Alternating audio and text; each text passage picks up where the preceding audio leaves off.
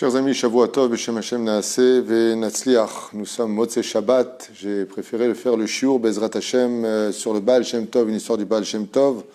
Ce soir, comme le demande la tradition d'Afka le Motzei Shabbat, on peut le faire le vendredi, on peut le faire aussi le dimanche. Avalin Matavu Manaim, nous sommes ce soir déjà le 2 du mois de Hadar, Bezrat Hashem, et le 13 du mois de février. Shiur acheté par Carole Adjaj, Bezrat Hashem, pour la Refoua Shlema de sa sœur Esther Karoubi, Bat Sarah Imenu, Bezrat Hashem, qui se fait opérer lundi. On pensera aussi à Cher Jami, qui se fait aussi opérer Bezrat Hashem lundi pour une opération délicate. Achlama Meira, Kol Chole Israël, tous les malades d'Israël, Moratim Yagdosha Vatora, Sarah Taleb Fat Miriam, Yanaï Ben Esther, Chai, Inon Ben Jessica, Fleurette Aviva, René Machlouf Ben Sarah Ben Moussa, Aaron Ben Esther Sangel, Chaya Ruchama, Esther Batrivka Ben Simon, Julo Ben Yasmin, Yadan Yakar, Oufren, Kol Mete Israël, Bezrat Hashem, le temps que tout le monde se branche, on donnera vite les noms. Georges Elio Ben Simcha Alice, et Mishpachat Amar, la askara de mon papa, que Dieu repose son âme, Alava Shalom, Beyom Shini Ba'erev, lundi soir, Moravi Eliaou Ben Hamsa, Mishpachat Twitu, Roh Hashem Tenachenu Began Eden Lilion, Shane Ben Fidja, Denise Simcha Bat Lola, Tzipora Bat Ziligman Levi, Yehuda Sine Ben Eliou Sayad, Gérard Grulik, Chaim Aaron, Yosef Ben Esther, Yosef Ben Rachel, Huguet Shira, Chaya Bat Yvonne Besaouda, Myriam Bat Simcha Zerbib, Michel Simcha Bat Esther, David Eli Baruch Ben Marcel Michal, Sarah Bat Hanina, et en même temps on pensera à une grande neshama qui nous a quittés, de ce que j'ai entendu, la Mishpachat Aaron et Maurice Meslati, donc les enfants de cette grande dame qui nous a quittés. Roi Hashem Tenachena Began Eden Elion Lechosh Ashorvim Imahem. Bichlal Arachami Vasilichot Bechen Yehi Ratson Venomar Amen. Donc en tout cas, une grande aslacha aussi pour Carole Adjaj qui a acheté donc ce shiur, et une grande refoua shlema ve'atzlacha de l'opération de Esther Karoubi Bat Sarah Imenu. Alors on va raconter une histoire du Baal Shem Tov des plus connues. Je pense que c'est l'histoire du Baal Shem Tov la plus réputée, la plus connue, la plus célèbre. Je l'ai raconté il y a 8 ans, quand j'ai commencé mes premiers shiurim sur toratraim.net, YouTube, même si ça fait plus de 20 ans que j'enseigne. On a mis cette caméra il y a à peu près, je crois, 8-9 ans, il me semble. Et je vais raconter cette histoire parce que cette histoire représente beaucoup la force de la chassidoute, la force de ces grands mekoubalim qui ont illuminé notre histoire et notre judaïsme. Nous sommes avec le Baal Shem Tov, qui est sur le point de quitter ce monde. Et il a près de lui son shamash. Alors un de ces shamashim, bien entendu, il en avait plusieurs. Et le Baal Shem Tov, vous avez raison de vous brancher, de partager, puisque c'est une grande ségoula d'écouter une histoire du Baal Shem Tov tous les Motzei Shabbat, pour la parnassa, pour la santé, pour la réussite. Surtout qu'il faut savoir que l'histoire que l'on raconte sur le Baal Shem Tov aura de l'influence, si on parle d'argent, sur la parnassa, si on parle de guérison, sur la guérison, si on parle de souvenir, sur le souvenir. Al-Bezrat Hashem, Nishtadel, Leitralek Bezé, de raconter cette très belle histoire. Donc je rappelle que cette histoire est très connue. Mais peut-être vous ne la connaissez pas comme moi je l'ai appris. C'est plusieurs souvent des versions, même si ça rejoint le même but. Il y a plusieurs façons de la lire. Moi ce que je vous raconte, c'est ce que j'ai lu dans une des biographies du Baal Shem Tov. Le Baal Shem Tov avait un shamash, donc un serviteur qui était là, qui lui apportait le thé, qui était à son écoute, qui allait chercher les élèves les uns après les autres. Et puis, quand il s'est mis à comprendre qu'il devait quitter ce monde, le Baal Shem Tov a appelé son shamash et lui a donné ses dernières recommandations. Et là, le shamash, qui avait été adopté à l'âge de 9 ans par le Baal Shem Tov et qui n'avait jamais quitté le Baal Shem Tov, s'est mis un petit peu à pleurer. Il lui a dit Vodara, vous n'étiez pas qu'un grand maître de la Torah, vous étiez aussi mon père spirituel, c'est vous qui m'avez nourri, c'est vous qui m'avez blanchi, c'est vous qui m'avez donné un toit, c'est vous qui... Vous avez tout fait pour moi.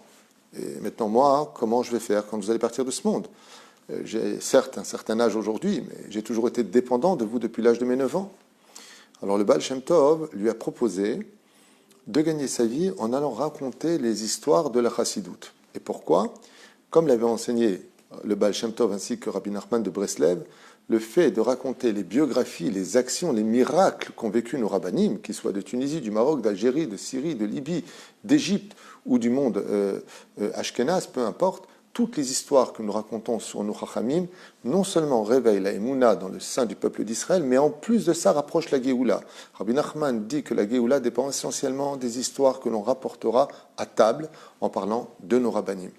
Donc le Baal Shem Tov, il lui dit, écoute, tu vas vendre des histoires, puisqu'on n'était pas encore à l'époque des livres, à l'époque, quoi, que ça existait déjà, puisque Livourne avait sorti déjà à l'époque ses premiers livres d'imprimerie, c'était l'imprimerie la plus célèbre et la plus importante de cette époque. Et donc il lui dit, tu vas aller de ville en ville, de village en village, et tu proposeras, oyez, qui veut acheter une histoire du Baal Shem Tov. Et comme tu es avec moi depuis toutes ces années, depuis que tu as 9 ans, tu as toujours été près de moi, tu as à l'infini des histoires à raconter, car chaque jour a été rempli de miracles et de rencontres et d'extraordinaires événements. Donc tu pourras les raconter. Alors le scribe lui a dit, mais vous savez, le Shamash lui a dit, non seulement je les connais, je les ai vécus, mais je les ai même notés. Alors le Baal Shem Tov, il lui dit, je sais que tu les as notés, garde bien ton sac près de toi, et comme ça tu pourras toujours aller raconter mes histoires, et les gens t'inviteront, ils te donneront le sou, de quoi te loger, de quoi te nourrir, et ainsi donc jusqu'à la fin de ta vie, je t'assure que tu vivras heureux. Tov, le Baal Shem Tov nous a quittés, il rejoint les sphères célestes, certainement près de Rabbi Shimon Bar Yochai et du Harizal. Et puis le scribe se retrouve maintenant avec tous les élèves qui sont partis créer leur propre chassidoute, les Belz, les Vishnitz, les Breslev par la suite, les Ezrat Hashem. Chacun est parti dans son monde. Et le Shamash commence à aller de ville en ville. Et dès qu'il ouvre la bouche, partout où il va, j'ai été le Shamash du Baal Shem Tov qui veut acheter une histoire. Et les gens l'appelaient, se disputaient, viens chez moi, viens chez moi, viens chez moi. Et comme l'avait dit le Baal Shem Tov, surtout le Motzei Shabbat racontait toujours un récit du Baal Shem Tov. Et donc il allait, il avait non seulement de l'argent, mais on lui donnait des plats à manger, les gens le félicitaient, il y en a même qui lui embrassaient la main. Pourquoi ? Parce qu'il avait servi le Baal Shem Tov. Et il était très heureux. Puis voilà qu'un jour, il arrive dans une contrée où il n'avait encore jamais été. Et puis, en allant là-bas, il voit plein de religieux, très orthodoxes, mais ils ne sont pas habillés pareil. Les chaussettes ne sont pas pareilles, la redingote n'est pas la même, le chapeau n'est pas le même. Lui, il dit Mazé Méchané, à son niveau. Lui, il avait tellement vécu une espèce d'ardoute générale que le Baal Shem Tov, c'est le Baal Shem Tov. Et voilà que partout il dit, qui veut acheter une histoire du Baal Shem Tov ? D'un coup, les gens le regardent d'un regard un peu hostile. Et non seulement il ne lui achète pas de cours, mais il lui montre que ce n'est pas trop la bienvenue ici. Très surpris. Puis il va à droite, il va à gauche, on est vendredi, Shabbat s'approche, et il propose comme ça gentiment un boucher, il lui dit, bon, je voudrais vous proposer quelque chose sans que vous m'envoyiez balader d'un regard un peu furtif, mais vous seriez intéressé à acheter une histoire du Baal Shem Tov ? Et à ce moment-là, le boucher regarde comme ça et lui dit, mais dis-moi, toi tu viens d'où ? Tu sais où tu te trouves ici ? Il lui a dit, non, j'ai vu le ville, c'est Vilna, c'est ça ? Il lui a dit, oui, tu es dans la ville du Baal Shem Tov, les Mitnagdim. Nous sommes un peu contre, le maître de cette ville était un peu contre l'enseignement du Baal Shem Tov, qui rapprochait tout le monde comme ça près de la Torah, de cette chita-là, d'enseigner la Kabbale dans un langage d'enfant. Tu es dans une ville où on n'accepte pas encore trop cette idée. Le Gaon de Vilna n'a rien contre le Baal Shem Tov, ils sont juste en conflit comme Hillel et Shammai l'étaient. Ce qui fait que là, tu viens vendre à la chôte de Hillel dans la région de Shammai. Ici, on a déjà nos lois, nos principes.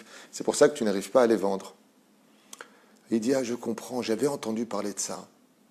Très triste, il pose son sac comme ça devant l'escalier du boucher, devant l'entrée de sa boutique.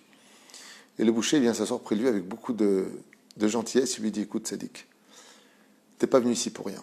Parce que si tu quittes la ville maintenant et que tu cours vers la direction que je vais t'indiquer, non loin d'ici, à peu près 10 km, en dehors de la ville, se trouve une très grande yeshiva Chassidim, en dehors de Vilna.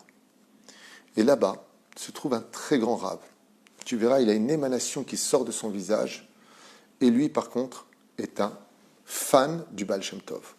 Donc, quoi que tu lui vendes, quoi que tu lui racontes, il a de grands moyens et il te récompensera grandement. Donc, tu vois, si Dieu t'a fait venir jusqu'ici, c'est pas pour rien. Quand il entend ça, fou de joie, il regarde plus ou moins combien de temps il lui reste pour arriver jusqu'à cette grande yeshiva et il se rend compte que Shabbat est très proche. Et il court de toutes ses forces à travers les chemins pour arriver en haut de cette colline où se trouve une très grande yeshiva avec de grands moyens. Tant bien que mal, il arrive juste à l'entrée de Shabbat. Et il voit une énorme porte extérieure et il tape à la porte. Et il tape. Il dit, Vevakasha, Shabbat, Shabbat, Shabbat. On lui ouvre la porte. Baruch haba, on le fait vite rentrer. Il dit, est-ce que le maître est là ? Est-ce que le maître est là ? Il dit, le maître sort du mikvé, c'est Shabbat, il va bientôt aller prier en l'honneur de l'Echadodi, l'Ikrat Kala, en l'honneur du Shabbat. Et le maître arrive comme ça avec un grand steimel tout blanc, l'honneur du Shabbat, un magnifique vêtement, rempli de lumière et de joie de vivre, un grand chassid est devant lui. Il le regarde comme ça et lui dit, mon fils, d'où viens-tu? C'est Shabbat, tu n'es pas brillé pour Shabbat. Il lui dit, oui, j'ai... Et il se rend compte qu'il a oublié son sac sur les escaliers de la boutique du boucher. Il y avait dedans tous ses écrits et tous ses habits. Il lui dit, c'est pas grave, va vite te plonger au mikvé, on va te donner de beaux vêtements à l'honneur de Shabbat et tu viendras près de moi. Mais pourquoi es-tu venu jusqu'ici? Il lui dit, moi je suis le shamash du Baal Shem Tov. Quand il entend ça, ce grand chassid, ce grand rosh yeshiva, il attrape par les épaules, il lui dit, tu es sûr de ce que tu dis?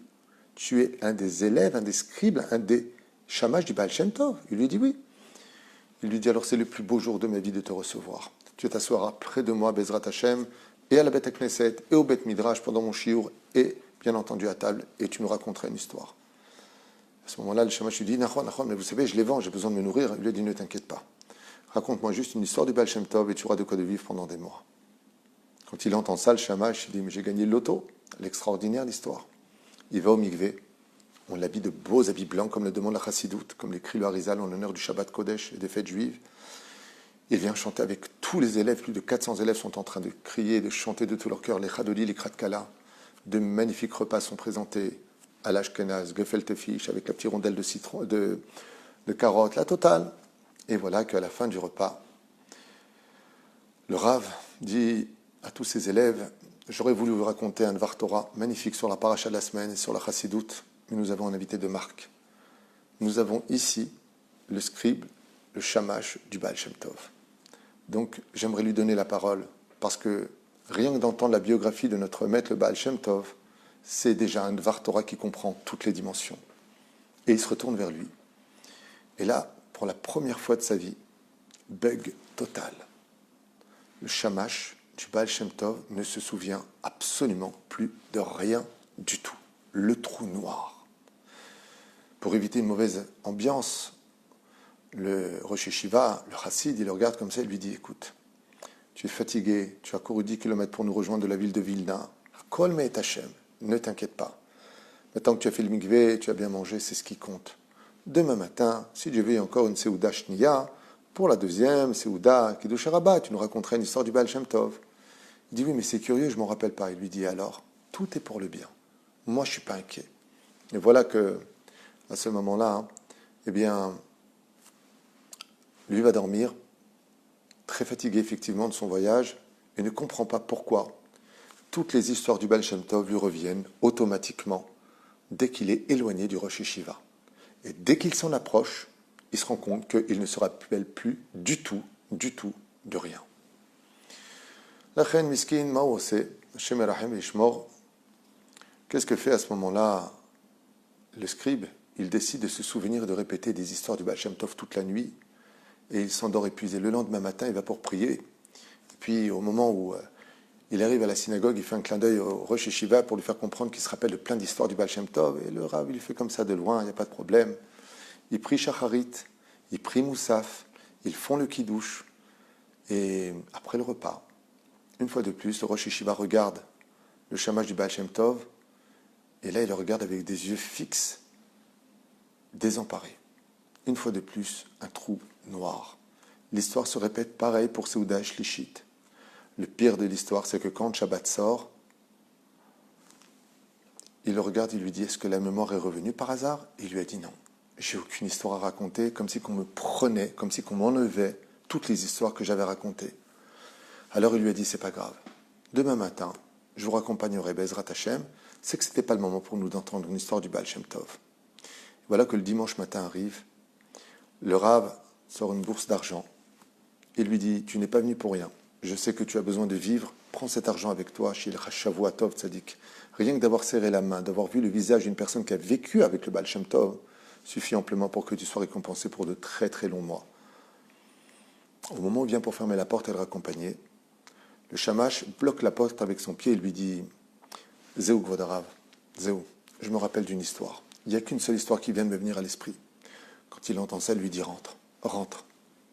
Il rentre à l'intérieur, il lui dit, assieds-toi maintenant sur ce banc de pierre et raconte-moi ton histoire. Il dit, voilà, Bizarrement, la seule histoire dont je me souviens à vous raconter, ça a été la première histoire que j'ai vécue avec le Baal Shem Tov le lendemain de mon adoption. Quand le Baal Shem Tov m'a adopté et qui m'a fait monter dans son carrosse, il avait l'habitude de voyager toujours avec 10 personnes pour ne jamais manquer de minyan. Il avait un Sefer Torah dans son carrosse.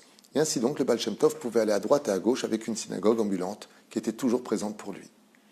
Il avait un cocher qui n'était pas juif, qui s'appelait Alexander, et qui avait l'habitude de donner un seul coup de fouet sur les chevaux. Ensuite, il mettait sa capuche, se retournait dans la cabine et dormait. Et les chevaux voyageaient tout le temps d'eux-mêmes. Ils savaient où devaient aller. Et on parcourait des distances de plusieurs centaines de kilomètres, ce qui aurait pris des semaines. On les parcourait en 1 heure, 1 heure et demie, comme si on était transporté sur une espèce de tapis de vent qui nous apportait et qui nous amenait vers la destination qu'avait prescrit le Baal Shem Tov. Il lui dit alors, la première histoire que j'ai vécue, c'était le lendemain de mon adoption. Le Baal Shem Tov avait donné un ordre d'arriver dans un endroit que je ne connaissais pas. Le cocher avait donné un coup de fouet, je l'ai vu comme ça, à travers la fenêtre, se retourner, dormir, et les chevaux qui partaient. Le Baal Shem Tov m'a dit, ne regarde pas par la fenêtre, ne regarde rien, reste avec nous ici et étudie la Torah. Quand on est arrivé, d'un coup on a senti que le sol était sous les pieds des chevaux. Le Baal Shem Tov a donné un ordre au cocher de se mettre de côté, de garer le carrosse dans l'ombre. Et on est arrivé dans un village où il n'y avait que des juifs. On voyait des Magen David dessinés sur les volets. On comprenait qu'il y avait une synagogue juste au bout de la rue. Baal Shem Tov a dit, mets le carrosse de côté. Quand on est arrivé, la première chose que m'a dit le Baal Shem Tov, c'est de sortir du carrosse et d'annoncer à tous les villageois juifs de sortir accueillir Rabbi Israël ben Eliezer Vessara, le Baal Shem Tov. Alors bien entendu, je me suis exécuté, comme je venais d'être adopté et je comprenais que j'étais comme un fils pour lui. Je suis sorti, je dirais, chers amis, sortez accueillir le Rav est là, le Baal Shem Tov est là, ce grand tzaddik est là, venez, venez, venez. Non seulement personne n'était sorti, mais en plus de cela, de la même façon, il fermait les volets, il me disait, mes petits, va-t'en, et dit au Baal Shem Tov qu'il se sauve, il faut absolument qu'il se sauve. Alors je suis rentré dans le carrosse effrayé, j'ai dit au Baal Shem Tov, Godarav, il faut partir, il y a quelque chose il y a un danger, il y a un danger. Baal Shem Tov, très calme, toujours aussi souriant, me dit, sors dehors, il dit, l'heure qu'ils sortent, gentiment venir m'accueillir. Il ressort, et à ce moment-là, il se fait remballer, et une vieille dame lui dit par la fenêtre, mon petit, va vite près du Baal Shem Tov, dis-lui qu'il se sauve, car l'archevêque et le cardinal arrivent avec une armée pour nous convertir au christianisme. On a été menacés, et on va en subir les conséquences parce qu'on ne veut pas se convertir. À ce moment-là, il rentre comme ça dans le carrosse, et il lui explique au Baal Shem Tov. Le Baal Shem Tov, très serein, qui semblait assez être au courant, lui dit, ne t'inquiète pas, Akol Besséder. Au moment où il finit sa phrase, on entend des cavaliers qui surgissent du fond de la nuit et qui arrivent en plein milieu de la place de ce grand village juif. Et là-bas sort un très beau carrosse, comme ça, très impressionnant. Le cardinal, avec sa kippa rouge, qui sort et un air très violent dans son regard. Il plante une croix en or en plein milieu du village et exige aux Juifs de sortir, accompagnés par les soldats qui les maltraitent à ce moment-là, pour se convertir, embrasser la croix Hashem Ishmor Virachem. Tov. Ils les sortent violemment, ils les sortent très violemment, et le cardinal commence à les injurier en leur disant qu'ils ont trahi, qu'ils ne croient pas en leur Dieu, patati patata, avec leur deuxième testament, le troisième testament, l'Ertedama Kol Ashtuyot Haele. Besofo Shel Davar, le Baal Shem Tov regarde ça par la fenêtre et il dit calmement à son jeune chamash, donc lui raconte, il m'a envoyé dire au cardinal qu'il ferait mieux de partir et d'arrêter. Donc là, à ce moment-là, j'ai eu très très peur, mais les élèves m'ont regardé en me disant, tu ne dois jamais avoir peur, faire bitachon. Si ton Rav te dit quelque chose, n'aie jamais peur. Si tu mets le doute, tu ne réussiras pas. Alors je me suis dit, bon, c'est pour moi l'occasion de briller, mais je risque ma vie. Je suis parti voir le cardinal très gentiment. Je lui ai dit, écoutez, je ne viens pas en mon nom, je viens au nom de mon Rav. Il m'a dit de vous dire d'arrêter de maltraiter les Juifs et de repartir gentiment. Le problème, c'est qu'ils ne m'ont même pas regardé tellement j'étais ridicule. Je suis rentré dans le carrosse. Et le Baal Shem Tov, par contre, était moins souriant. Il commence à froncer les sourcils et il m'a dit, tu vas dire au cardinal que s'il n'arrête pas, je vais me fâcher. À ce moment-là, il lui dit, on peut envoyer peut-être, lui, il est plus grand pour y aller. Le Baal Shem Tov m'a regardé en me disant, non, il faut que ce soit toi qui y ailles. Donc je suis retourné là-bas et j'ai annoncé comme ça que Zéou, En Mala Asot, il va falloir absolument que j'y aille. Donc il y va. Il va voir le cardinal et il lui dit, il va falloir que vous arrêtiez, parce que sinon ça va fâcher le Baal Shem Tov. Et en guise de réponse, j'ai reçu une grande gifle de la part du cardinal. Top, comme ça s'est passé cette histoire. Le cardinal très fâché, le Baal Shem Tov intervient devant le cardinal. Je remarque qu'il y a beaucoup de réflexions de gens qui interviennent avec le christianisme, ainsi de suite. Et je vous invite de rentrer dans un autre site, dans d'autres shiurim, si vous le voulez bien, et d'aller écouter ce que vous avez envie d'écouter. Ici, c'est un site juif, on parle que de paix et de shalom, et on raconte des histoires. Donc évitez d'intervenir ici. Si ça ne vous convient pas, vous êtes prié d'aller ailleurs. Todarabah. On n'a pas besoin de vos torchons sur notre écran. Todarabah. Donc, Bekitsur Belaïnian, Baruch Hashem, le Baal Shem Tov arrive comme ça devant le cardinal, et au lieu de lui parler, et au lieu de faire quoi que ce soit, lui met une énorme gifle si forte que le cardinal tombe aux pieds du Baal Shem Tov. Le drame de l'histoire, c'est que le Baal Shem Tov ne s'en tient pas à cela. Il relève le cardinal du sol et il lui dit « Mais jusqu'à quand vas-tu maltraiter tes frères ?» À ce moment-là, le cardinal ordonne aux soldats de rester à leur place. Avec ses gants, il lui dit « Qu'est-ce que vous venez de dire à l'instant ?» Il regarde les yeux du Baal Shem Tov et bizarrement, son visage s'attendrit de plus en plus. Le Baal Shem Tov lui dit « J'ai besoin de vous parler ». Le cardinal accepte, ils font quelques pas ensemble, et ils commencent à parler, Mais tant qu'ils parlent, eh bien, ils sont rentrés dans une maison juive qui était dans le village, et c'est tout ce que j'ai à vous dire, Kvod Arav. Donc, le Shamash parle au Rosh Yeshiva, très âgé avec sa belle barbe blanche, et il lui dit « Et alors, qu'est-ce qui s'est passé ?» Il lui dit « Le problème, c'est que je ne sais pas ce qui s'est passé. Parce qu'ils ont fermé la porte, et le Baal Shem Tov m'a dit « Tu ne peux pas rentrer. Ne rentre surtout pas. Attends-moi dehors. » Et le cardinal rentre à l'intérieur avec lui, et c'est tout ce que j'ai à vous dire, c'est la seule histoire dont je me souviens. À ce moment-là, le Rosh Yeshiva, qui était très âgé avec son gros shtreimel blanc magnifique, qu'il avait mis en l'honneur du Shabbat, regarde le Shamash et lui dit « Dis-moi, combien tu vends tes histoires ?» Il dit « Oui, je sais, elle n'est pas complète, mon histoire, je n'ai pas la fin de l'histoire, j'en suis vraiment désolé. Je demande en général 1 sou. » Il lui dit « Et combien tu serais prêt à me payer pour que je te raconte la suite de ton histoire ?» Il dit « Je ne comprends pas. » Il lui dit « Alors je vais tout expliquer. Je vais tout te raconter. » Il lui dit « Il y a à peu près 50 ans, j'étais cardinal et j'ai maltraité beaucoup de juifs. Je les ai convertis de force, torturés. J'aurais fait beaucoup de mal, comme on l'a vu à l'époque de l'Inquisition. Baal Shem Tov m'avait appris que j'étais juif, que j'avais été adopté par des chrétiens, qu'on m'avait formaté pour pouvoir justement continuer un travail satanique sur le monde juif. Et donc, quand le Baal Shem Tov m'a giflé, en réalité, ce n'était pas mon visage qui giflait, c'était la clipa qui était sur moi. Il m'a fait tomber toute ma clipa, ce qui fait que je me suis rendu compte que Béhémet, il y avait autre chose que ce qu'on m'avait inculqué. Et quand on est rentré à la maison, il m'a parlé de mes parents, il m'a parlé des souvenirs, et il m'a dit, les péchés que tu as faits sont énormes, mais rien ne tient devant une teshuva sincère. Si tu, à partir d'aujourd'hui, tu diffuses la Torah, tu fais une totale teshuva, tu rapproches tes frères proches du judaïsme, je ferai en sorte que dans le ciel, tous tes péchés et tes meurtres accomplis, car tu as tué beaucoup de juifs, te soient pardonnés dans le monde d'en haut. Ce sera ta teshuva. Et à ce moment-là, moi j'ai dit au Baal Shem Tov avec de grandes larmes dans la maison, je lui ai dit, mais comment je saurais que dans le ciel ils m'ont pardonné? À ce moment-là, le Baal Shem Tov m'a dit dans la maison, le jour où on viendra te raconter ta propre histoire, ce sera le signe que tu pourras quitter ce monde en paix, car tous tes péchés auront été pardonnés. À ce moment-là, le scribe, il est complètement choqué, il dit, quoi? Ça veut dire que c'est pour ça que je ne me rappelais pas de toutes les histoires, il fallait que je raconte que celle-ci. Il lui a dit, c'est pour cela que tu ne te rappelais de rien d'autre que de cette histoire. Il ne fallait que j'entende que cette histoire que j'attendais depuis plus de 50 ans, où j'ai jeûné, pleuré, demandé pardon à Hachem.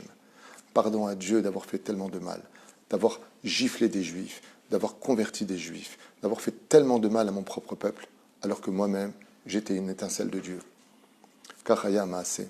Et j'aimerais finir avec quelque chose en l'honneur du Rabbi de Lubavitch. Comme je vous dis souvent, pour moi, le point commun entre ces deux grands personnages, c'est que j'ai l'impression que c'est un décalcage. Le Rabbi Lubavitch reçoit un jour la visite d'un homme, malgré toutes les visites qu'il avait l'habitude de recevoir, et il donnait $1 à chaque personne qui venait. $1. Puis quand est venue cette personne devant lui, alors il lui a dit « Moi aussi je voudrais $1. » Et le Rabbi Lubavitch, exceptionnellement, lui a dit « Non. » Je veux $1. Il lui a dit non. Le Rabbi Lubavitch lui a dit non. Alors il lui a dit « Alors quand est-ce que je pourrais l'avoir ?» Il lui a dit « Quand tu te seras amélioré dans tes midotes, quand tu arrêteras de faire du mal, je t'enverrai $1. Où que tu sois, je te donnerai $1. » La personne était très choquée, mais très fière de rencontrer le Rabbi Lubavitch. Le Rabbi est décédé depuis, même si les tzadikim ne meurent pas, il a rendu son âme, son corps est sous terre, il reviendra très Atamitim Bezrat Hashem avec la Géoula Shlema, c'est sûr. Puis voilà que toutes ces années se passent, puis 25 ans plus tard, ce même personnage qui voulait le billet du Rabbi Lubavitch et qui lui avait été refusé, se trouve invité à un gala. Et un gala donc pour une yeshiva qui n'a rien à voir avec les Lubavitch. Une yeshiva qui avait besoin de dons, et donc il est parti là-bas passer, il y avait un très grand chanteur, il était parti pour ça aussi. Et donc il participe à ce gala. Et comme il voit que tout s'est vendu vite, une personne se lève, comme ça il lève la main, et il dit, écoutez, puisque vous n'avez plus rien à vendre et qu'il faut ramasser des dons pour la yeshiva, moi j'ai sûrement un billet du Rabbi Lubavitch, mettez-le en vente. Il me l'a donné personnellement, mettez-le en vente. Et d'un coup on entend au micro, écoutez, on n'avait plus rien à vendre, mais quelqu'un nous a fait don $1 du Rabbi de Lubavitch qui va être mis en vente. Et donc tout de suite les gens, 100 €, 200 €, 300 €, ça monte. Et puis il y en a un comme ça qui lève la main et dit 15 000 €. Tout cet argent, bien entendu, est pour la Torah, ce n'est pas le billet qu'on achète. Il prend ce billet, il le met sur lui, et sans aucune raison prévenue ou calculée, il vient vers ce jeune homme qui avait pris de l'âge, qui avait demandé un billet au Rabbi Lubavitch, et qui lui avait été refusé. Il vient vers lui et lui dit « Écoute, je ne sais pas pourquoi j'ai envie de te l'offrir à toi. C'est un billet qui a été donné de la main du Rabbi Lubavitch, et aujourd'hui, il faut que je te le donne à toi. » Bien sûr, il se connaissait les deux dans l'histoire, et il s'est retourné avec des larmes aux yeux, il lui a dit « Ça, c'est un billet du Rabbi de Lubavitch lui-même, et tu me le donnes aujourd'hui ?» Alors il lui a dit « Oui, mais c'est pas la peine de te mettre dans un tel état. » Il lui a dit « Non, tu n'as pas compris. Je t'expliquais pourquoi. Il y a une époque, j'étais parti voir le Rabbi Lubavitch, et je faisais beaucoup de bêtises. J'allais avec des goyotes, je volais les gens, j'étais pas honnête. Et le Rabbi m'a dit « Toi, je te donne pas $1 maintenant. Quand tu te seras amélioré, tu recevras $1. » Il lui dit, ça fait des années que j'ai fait tchouva. Aujourd'hui, j'étudie la Torah, je me suis renforcé, j'ai arrêté de faire des bêtises. Et je prie tous les jours pour que le Rabbi, par un moyen ou un autre moyen, m'envoie un billet qui venait de sa main. Et toi, tu me le donnes au nom du Rabbi Lubavitch alors que je t'ai rien demandé. Il lui a dit, je ne sais pas, mais c'est ce que j'ai ressenti du haut. Il fallait que je te le donne. Kachaya Maaseh. Comme on peut le voir avec Baruch Hashem, le Baal Shem Tov, on voit aussi avec le Rabbi Lubavitch que la chassidoute est capable de traverser le temps. Et que les miracles n'appartiennent pas qu'à un moment, mais qu'elles traversent toute notre histoire. Je n'escape Bezrat Hashem de toujours vivre ce grand moment ensemble. Je m'excuse pour les interférences de certaines personnes qui interviennent sur le site, mais c'est toujours comme ça. Quand il y a du miel, il y a toujours des mouches qui viennent se coller. Là où il y a du bonheur, il y a toujours des gens qui viennent perturber nos shiurim. Je n'escape yotomid geim batorah, d'être fiers de notre Torah et que le mérite du Baal Shem Tov vous bénisse sur tous vos chemins. Je vous souhaite tous les bonheurs du monde, une grande Géoula Shlema. Srout Rabbi Lubavitch, que le mérite du Rav Shach, le mérite du Rav Eliaou Vilna, le Gaon de Vilna, Bezrat Hashem, le Rav Ovadia Yosef, le Rav Shteiman, tous les Gdolim vous protègent et qu'on ait un amour général pour tous nos Rabbanim parce que tous sont un couronnement d'Hashem sur terre. Shiur Haya Bezrat Hashem pour la réussite aussi de Carole Hadjaj pour la Refoua Shlema de sa sœur Esther Karoubi, Bat Sarah Imenu, Achlama Mira, Tor Charben Israël, Chol Am Israël. Toda Rabba. Partagez cette histoire si vous l'avez trouvée à votre goût. Bezrat Hashem et qu'on n'entende que de très bonnes nouvelles. Bezrat Hashem. Je vous dis à demain matin si Dieu veut pour d'autres shiurim. Pour ceux qui sont intéressés et ceux qui ne sont pas intéressés, il y a d'autres abanim et il y a aussi d'autres chaînes. Bezrat Hashem. Kol Tuv. Shavua Tov.